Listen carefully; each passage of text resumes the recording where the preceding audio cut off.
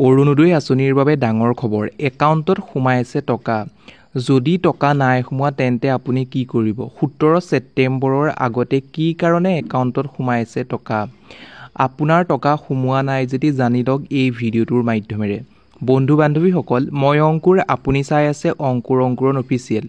বন্ধু-বান্ধৱীসকল, আপুনি যদি আমাৰ ইউটিউব চেনেলৰ ভিডিঅ'সমূহ নিয়মীয়াকৈ লাভ কৰিব বিচাৰে বা নিয়মীয়াকৈ চাব বিচাৰে, তেন্তে আপুনি আমাৰ ইউটিউব চেনেলটো ছাবস্ক্ৰাইব কৰাৰ লগতে কাষতে থকা বেল বটনটো প্ৰেছ কৰি অল অপশ্যনটো ক্লিক কৰিবলৈ নাপাহৰিব। তেতিয়াহে আগন্তুক আহিবলগীয়া প্ৰত্যেকখিনি ভিডিঅ'ই পোনপ্ৰথমে লাভ কৰিব। বন্ধু-বান্ধৱীসকল, আহকচোন আমি অলপো পলম নকৰি অৰুণোদয় আঁচনিত কি কাৰণে একাউণ্টে 17 ছেপ্টেম্বৰৰ আগত টকা সোমোৱাইছে সেই সম্পৰ্কে জানি লওঁ। বন্ধু-বান্ধৱীসকল, আপোনালোকে প্ৰথমতে মন কৰিব, বাওঁফালৰ স্ক্ৰীনত এটা আপোনালোকৰ বেংকৰ মেছেজ SBI মেছেজ দি থোৱা আছে। আপোনালোকে সেই মেছেজটোলৈ মন কৰক। সেই মেছেজটোত লেখা আছে ক্ৰেডিট 1 ৰুপিজ আৰু একাউণ্টছ নাম্বাৰটো দি থৈছে, ক'ৰ পৰা পঠাইছে সেইটো দেখাইছে, দিছপুৰ আছামৰ পৰা পঠাইছে।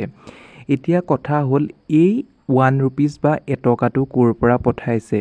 যদি আমি পাছবুকখন আপ টু ডেট কৰি চাওঁ, নিশ্চয় মই এই পাছবুকখন আপ টু ডেট কৰি পেলাই চাইছিলোঁ সেই 1 ৰুপিজটো ক'ৰ হয়। আপ টু ডেট কৰি পেলাই চোৱাৰ ফলত আমি দেখিবলৈ পালোঁ, যিহেতু অসম চৰকাৰৰ অৰুণোদয় স্কীমত যিহেতু 17 ছেপ্টেম্বৰ তাৰিখে সকলো মহিলাকে টকা প্ৰদান কৰাৰ কথা আছে। কিমানকৈ? 1250 টকাকৈ। প্ৰথম অৱস্থাত এটকাটো কেতিয়া দিছিলে? আগষ্টৰ 30 তাৰিখে। তাত সুন্দৰকৈ চাওক, সেই স্ক্ৰীনশ্বটটো 30 তাৰিখটো সুন্দৰকৈ লিখি থোৱা আছে।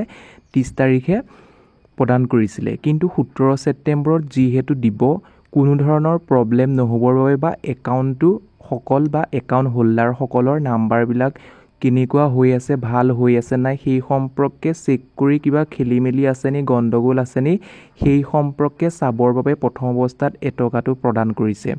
প্ৰদান কৰাৰ ফলত যেতিয়া 17 ছেপ্টেম্বৰ দিনাখনি বাকীখিনি টকা আপোনালোকৰ একাউণ্টত সোমাই যাব। এতিয়া কথাটো হ'ল, যদি আপোনাৰ মোবাইললৈ মেছেজ অহা নাই কি কৰিব? বন্ধু-বান্ধৱীসকল, আপোনালৈ এই কাৰণে মেছেজ নাহিব পাৰে, আপুনি হয়তো বেংকৰ লগত মোবাইল নাম্বাৰটো লিংক কৰি থোৱা নাই, প্ৰথম কথা। সেইবাবে মই কৈছোঁ, আপুনি কি কৰিব? নিজৰ পাছবুকখন চেক কৰিব। চেক কৰিব মানে আপুনি আপ টু ডেট কৰি আনিব পাৰে, চেক কৰিব পাৰে।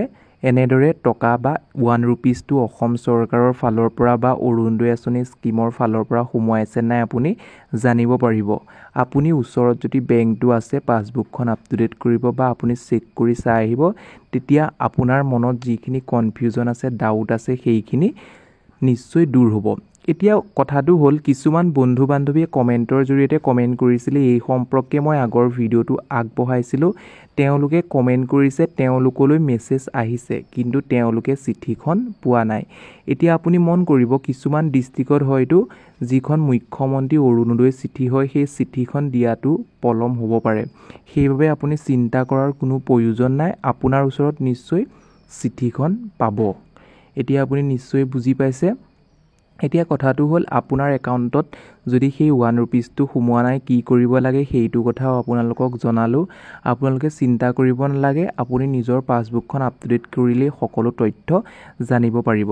এতিয়া বন্ধু-বান্ধৱীসকলে মোক কমেণ্টৰ জৰিয়তে বহুতখিনি কমেণ্ট কৰিছিলে। তেওঁলোকে কৈছিল যে তেওঁলোকৰ LPG চিলিণ্ডাৰ নাই। LPG চিলিণ্ডাৰ নাই যদি তেওঁলোকে যিখন মুখ্যমন্ত্ৰী সুলভ ইন্ধন আঁচনিখন পিছত হ'লেও আবেদন কৰিব পাৰিব নাই? এতিয়া বন্ধু-বান্ধৱীসকল, নিশ্চয় পাৰিব। প্ৰথমতে আপুনি LPG চিলিণ্ডাৰ বা LPG এটা কানেকশ্যন কৰি লওক। কানেকশ্যন কৰাৰ পাছত যিহেতু অসমত বা ভাৰততেই হওক, যিহেতু উজ্জ্বলা যোজনাৰ স্কীমত প্ৰপত্ৰ দি আছে, সেই প্ৰপত্ৰ আপুনি ফিল আপ কৰি পেলাই এটা চিলিণ্ডাৰ লৈ লওক। লৈ লোৱাৰ পাছত আপুনি পুনৰ মুখ্যমন্ত্ৰী সুলভ ইন্ধন আঁচনিৰ জৰিয়তে 250 টকা লাভ কৰিবলৈ সক্ষম হ'ব। এতিয়া বন্ধু-বান্ধৱীসকলে বা বহুতো বন্ধু-বান্ধৱীয়ে মোক কমেণ্টৰ জৰিয়তে কমেণ্ট কৰি আছিল, সুলভ ইন্ধন আঁচনি অৰ্থাৎ মুখ্যমন্ত্ৰী সুলভ ইন্ধন আঁচনিৰ লাষ্ট ডেট কেতিয়া, সেই সম্পৰ্কে জনাবলৈ কৈছিল। বন্ধু-বান্ধৱীসকল, সেই সম্পৰ্কে এতিয়ালৈকে কোনো ন'টিছ পোৱা নাই বা কেতিয়াকৈ লাষ্ট ডেট বা কিমান তাৰিখে প্ৰপত্ৰসমূহ ছাবমিট কৰিব লাগিব। হয়তো 2026 বৰ্ষতহে এই মুখ্যমন্ত্ৰী সুলভ ইন্ধন আঁচনিখন মুকলি কৰিব বা শুভ উদ্বোধন কৰিব।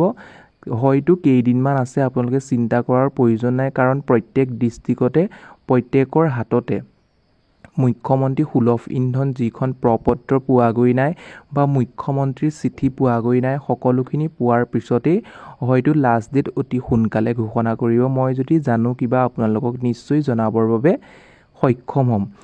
এতিয়া কথাটো হ'ল, যিহেতু আপোনালোকৰ একাউণ্টসমূহত সেই 1 ৰুপিজটো প্ৰদান কৰিছে, আপোনালোকে আগ্ৰহেৰে বাট চাই আছে 17 ছেপ্টেম্বৰলৈকে। এতিয়া বন্ধু বান্ধৱীসকল, আপুনি যদি কোন ডিষ্ট্ৰিক্টৰ পৰা চাই আছে বা মোৰ ভিডিঅ'টো কিমান দূৰলৈকে পাইছে, কোন কোন ডিষ্ট্ৰিক্টত 1 ৰুপিজটো প্ৰদান কৰিছে, প্ৰথমতে অসম চৰকাৰে বা অৰুণোদয় ফালৰ পৰা যদি আপুনি বেংকৰ লগত মোবাইল নাম্বাৰটো লিংক কৰি থোৱা আছে, প্ৰথম অৱস্থাত আপুনি টেক্সটো চেক কৰক। কেতিয়া টেক্স চেক কৰিব?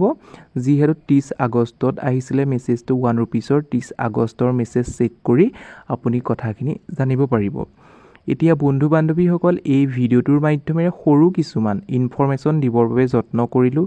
যদি আপুনি ভিডিঅ'টোৰ জৰিয়তে উপকৃত হৈছোঁ বুলি ভাবিছে বা মোৰ ভিডিঅ'সমূহ চাই ভাল পাইছে, তেন্তে আমাৰ ভিডিঅ'সমূহ নিয়মীয়াকৈ চাবৰ বাবে প্লিজ আমাৰ ইউটিউব চেনেলটো ছাবস্ক্ৰাইব কৰাৰ লগতে কাষতে থকা বেল বটনটো প্ৰেছ কৰি অল অপশ্যনটো ক্লিক কৰিবলৈ নাপাহৰিব।